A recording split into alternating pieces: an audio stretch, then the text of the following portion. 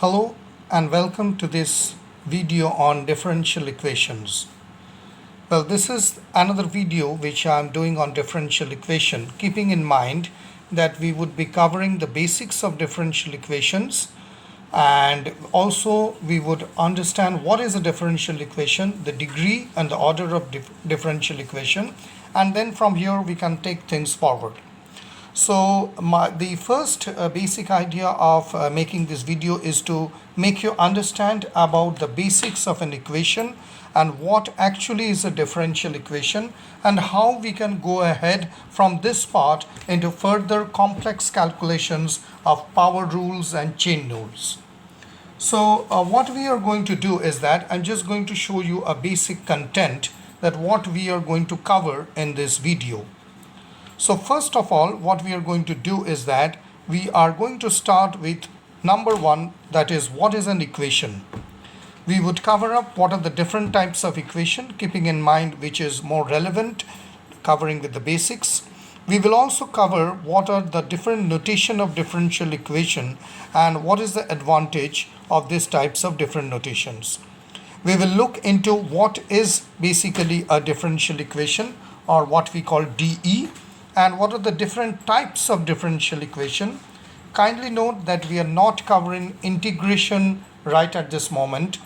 So we will just cover up the basic differential equation and we will understand the degree, and then we will understand the notation and what are the types of differential equation exist. So this is basically our agenda. So we will first start with what is basically an equation. Now here you see it is a very basic school level, or I would say even a primary level equation which I have written.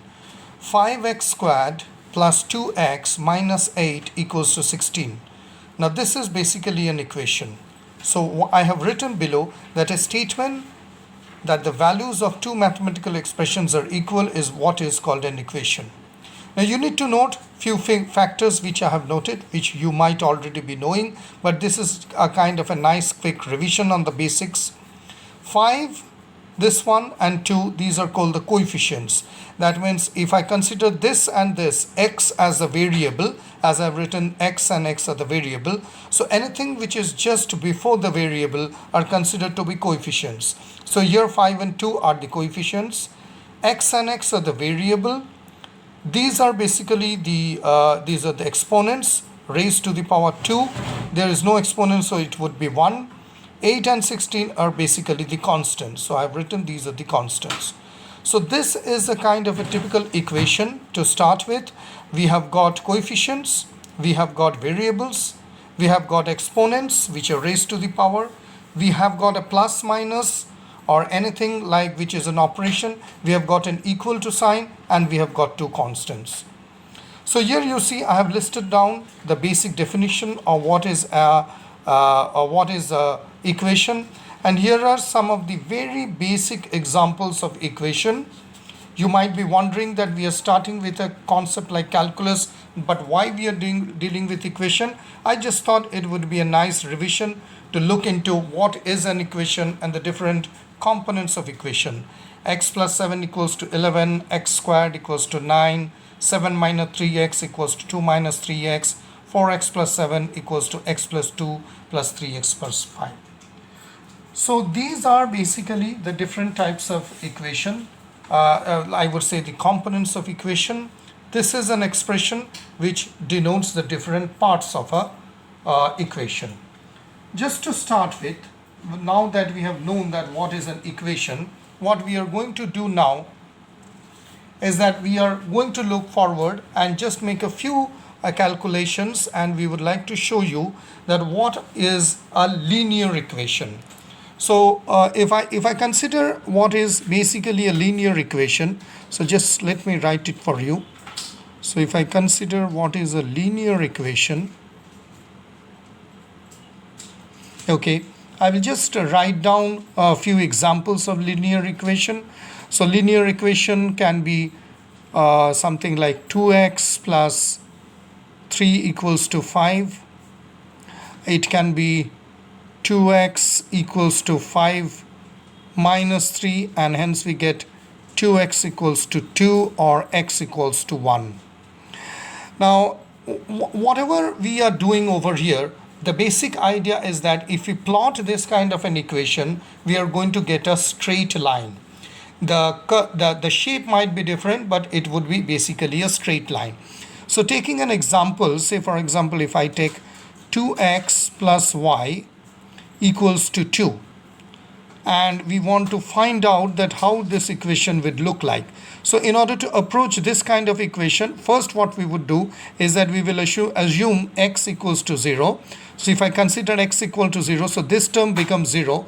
So it would be 0 plus y equals to 2, right? 0 plus y equals to 2. So what would be the value? This would be, then y would be equal to 2. So this is a value which we have got. Considering this same expression 2x plus y equals to 2, what I'm going to do now is that let me write it 2x plus y equals to 2. Now that we have taken x equals to 0, okay, now what we will do, we will take y equals to 0. So assuming that y equals to 0, right? So what we get 2x plus y equals to 0 equals to 2. So x equals to 1. So here we get x equals to 1, and here we get y equals to 2. Now for example, if I'm going to draw this particular value in a kind of an xy axis, right? And we get these values, that this we know is this would be the x and this would be the y axis.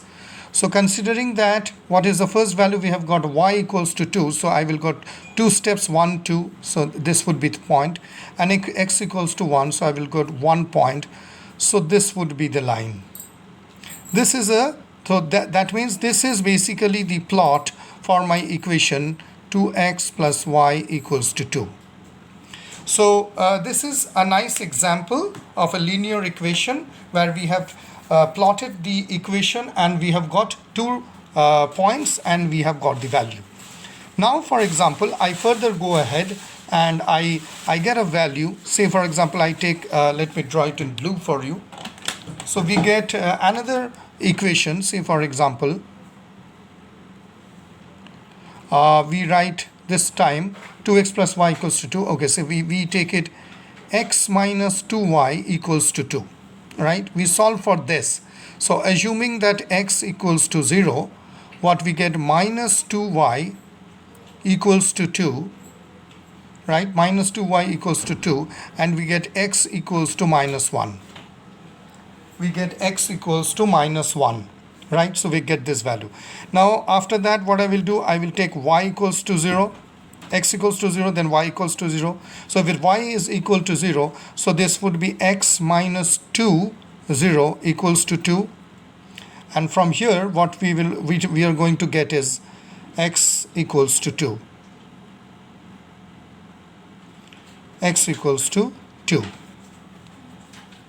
So we are getting 2 values, y equals to 1 and y equals to minus 1 and x equals to 2. So now if we draw a kind of a graph over here with a nice x and y axis, so what I'm going to get is that I will forward with x equals to 2. So I will go 1, 2, 2 steps, 1, 2. I will have my point here.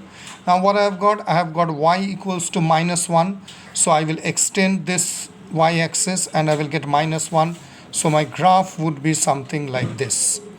So this would be a kind of an equation. This would be for x equal to 2y, x minus 2y equals to 2. So this is a typical example of linear equation where you have seen in both those cases,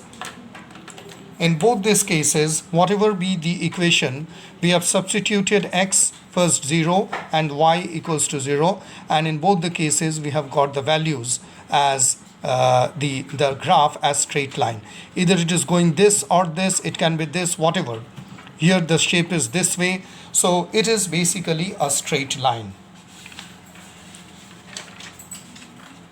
We go further one step ahead and what we do is that we have found out what is a linear equation. Now what we are going to do is that we will put this aside. Maybe we will need this sheet later. So what we are going to do is that we are going to look forward for the next one, which is called a quadratic equation. So we will look forward for what is called a quadratic equation. So this is a quadratic equation. So this is number 2. The first one was linear equation. The second one is quadratic equation. Quadratic equation typically looks like this: x squared plus 5x plus 6 equals to 0. Right? This is an example of quadratic equation. And typically what you see over here, is that the power of x is raised to 2. Power of x is raised to 2. So that means this one I can call it as degree 2. This one is degree 2. Right? Just to make another important note, if I take a value, say x squared plus 5x plus 6 equals to x minus 7, right? So can we tell this is a quadratic equation or not by looking at this? No, we cannot tell by just this is a quadratic equation. So what we can do is that we need to find it out in this way: x squared plus 5x plus 6 equals to, so this would be x squared minus 7x. So from here both the x squared gets cancelled out, and what we get is that 5x, this would come on this side, plus 7x, it would be equal to 6. So it would be 12x equals to 6. And from here, yes, we can tell this is a linear equation. This is a linear equation, right? So this one is also a quadratic equation and it is a linear equation. So we come to the third part, which is cubic equation. So we know this, what is a cubic equation, and it is simple: 3x cube plus 5x equals to 7. This is raised to the power 3. So this is a quadratic equation. We got another equation which is called a inverse equation.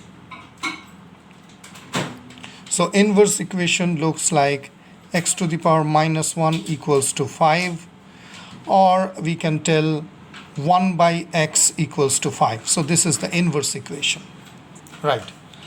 So considering the first, which is a linear equation, then we talked about the quadratic equation, we talked about what is called a cubic equation, and we talked about what is called the inverse equation. Now what we do is that we come to the final part, which is the differential equation, which is the basic agenda of the program.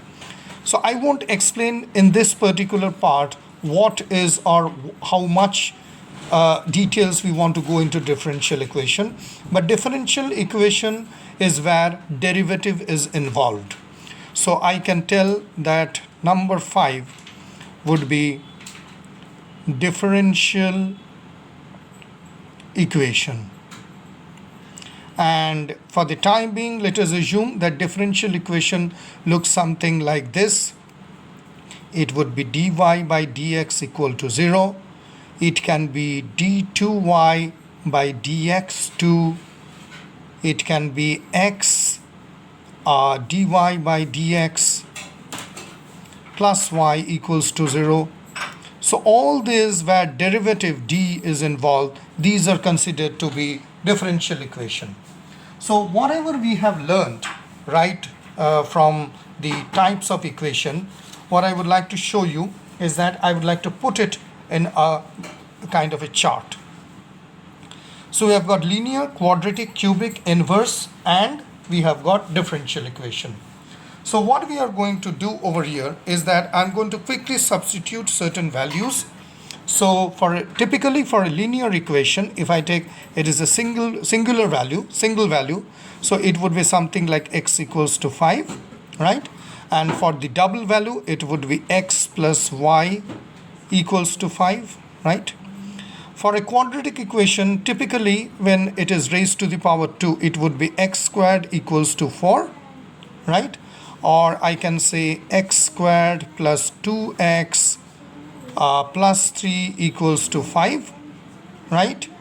And if I take the quadratic equation into double value, then it would be something like x squared plus y squared equals to 4, right? This is the one.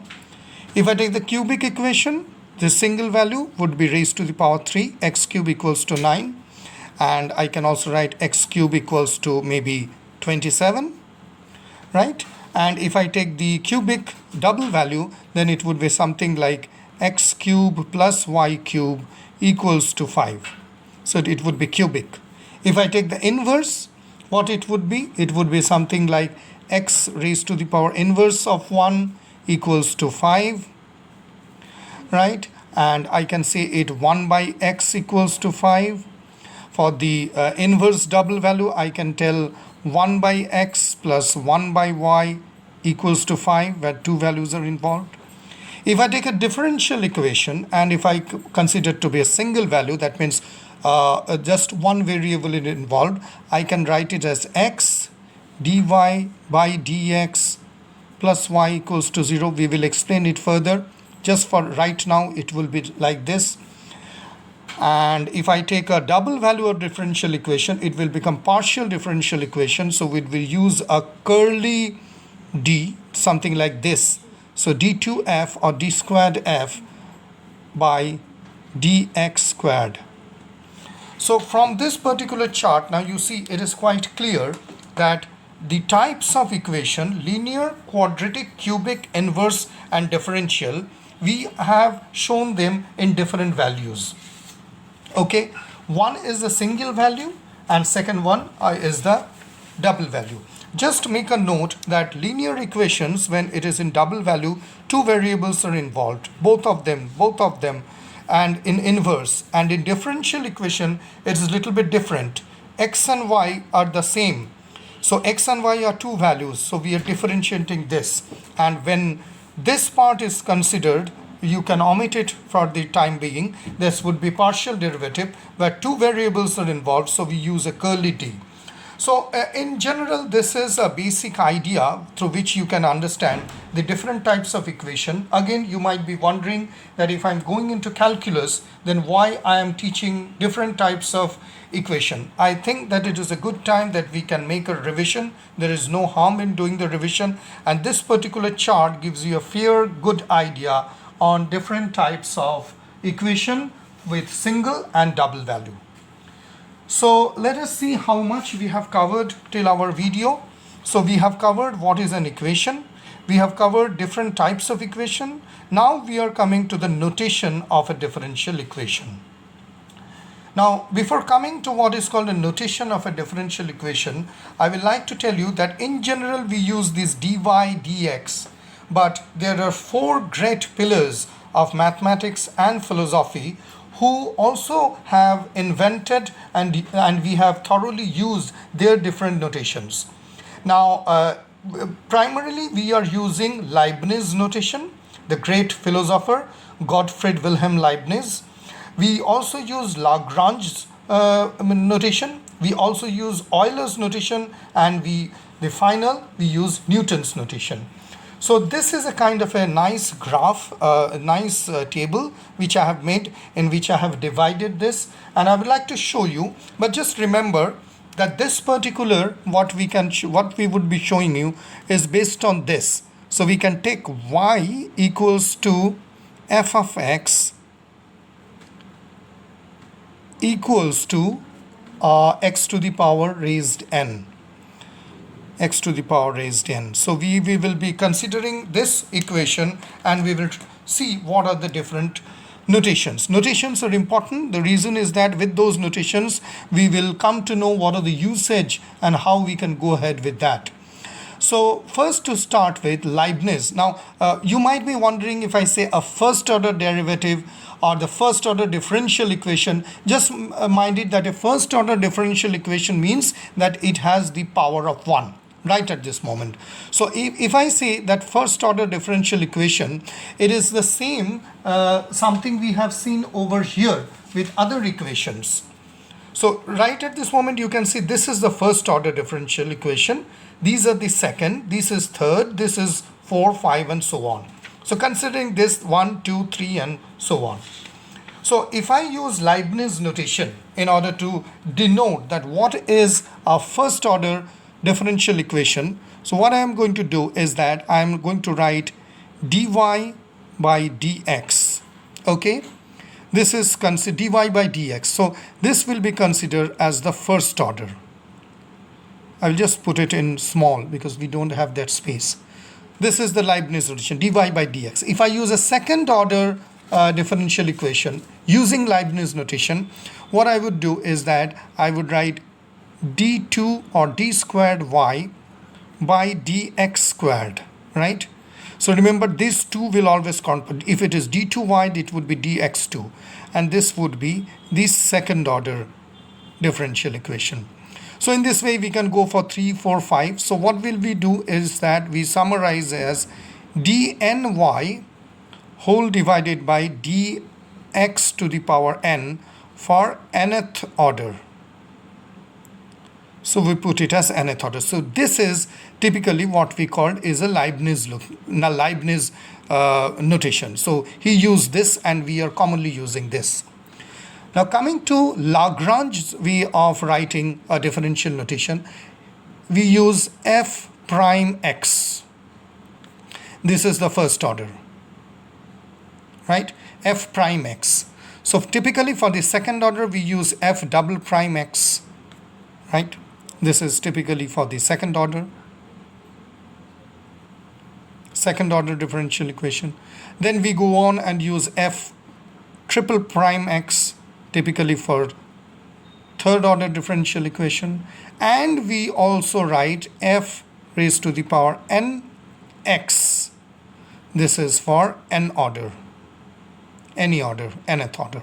So as we are using these primes, you see this double prime, then this triple prime. So this can also be called as what is known as prime notation. So because we are using primes, we call it as prime notation. So we call it prime notation. Now coming to the third one, which is Euler's way of writing. So Euler used this kind of a notation. So for the first order he used dxf. So this is the first order differential notation. For the second order, what he used to do, he used dx to f. This is the second order differential equation. And he went on, like for third you can use dx3 of f and so on. So that is the usual way. So for the nth notation we use dxn of f. So he used dxn of f. So this is Euler's way of writing notation.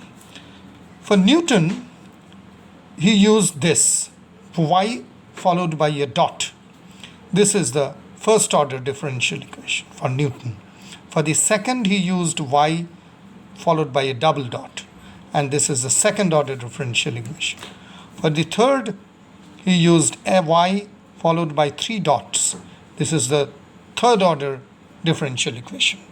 And for the nth order, what he used is that he used y followed by a dot on the top with the n. Now because we are using all those dots, etc., so this is often known as dot notation. Just like Lagrange's prime notation, this is called as the dot notation. So here is a clear picture in which you can understand what are the different notations Leibniz, Lagrange, Euler and Newton used it.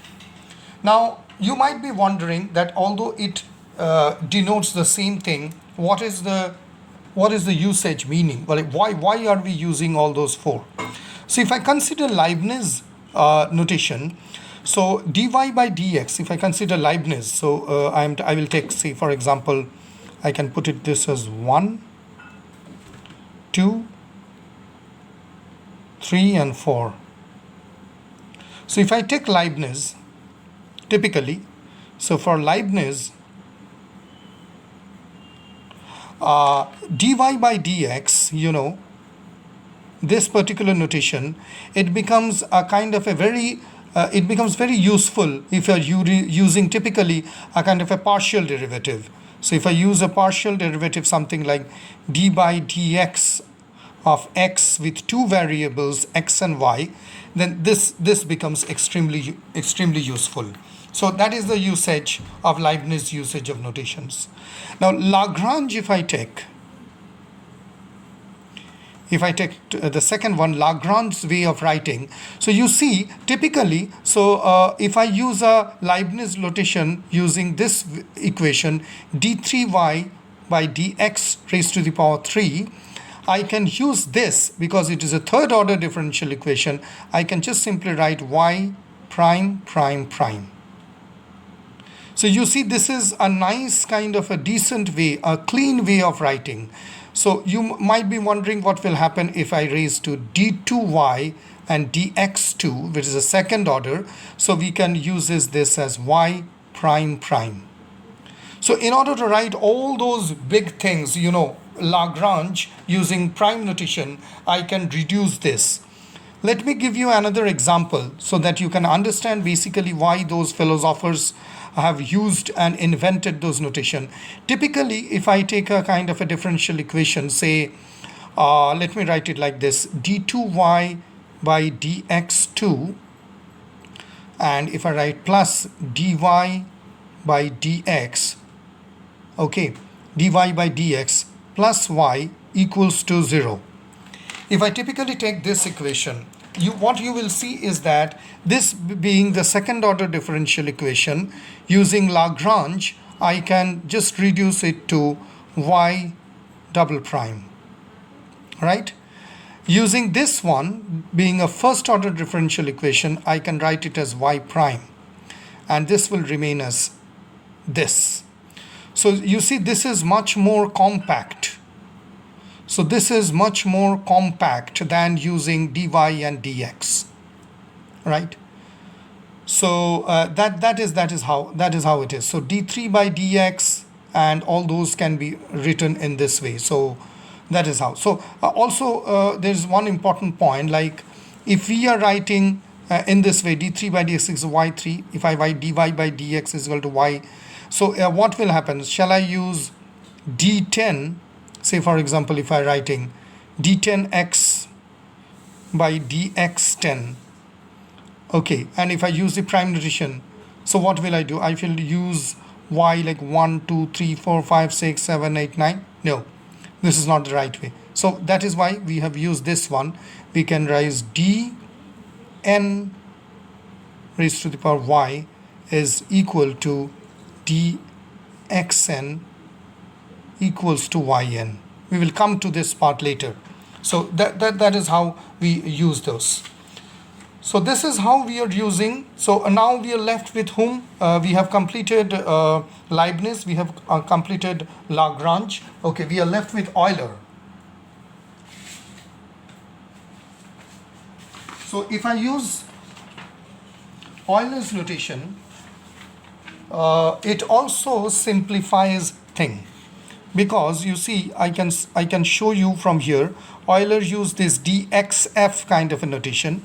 So here what I can do is that I can write Euler's notation if I use typically dy by dx. So if I use dy by dx, right, and using this, if I write, it would be dxf. This is Euler's notation, right? So if I use the second order derivative, so if I write d2y by dx2, then I can simply write dx raised to the power 2 of f. So instead of writing all those, it actually simplifies. So Euler's notation is also another example of compact and simple writing. So what is the next one? The great Isaac Newton, the great philosopher, scientist, mathematician and alchemist, Isaac Newton. So Isaac Newton's way of using dot notation is typically when we use a kind of a, so we are, this is whom? This is Euler.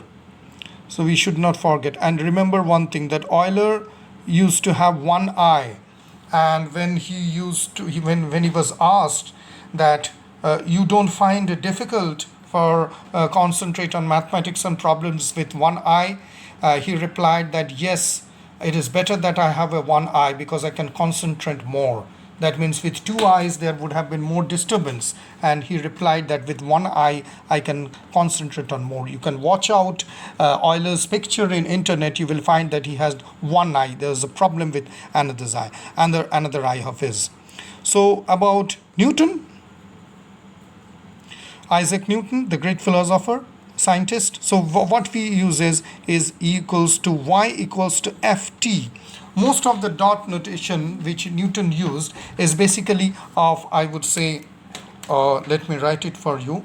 This would be, is a function of time. So mostly it is used as for time, which is an independent variable.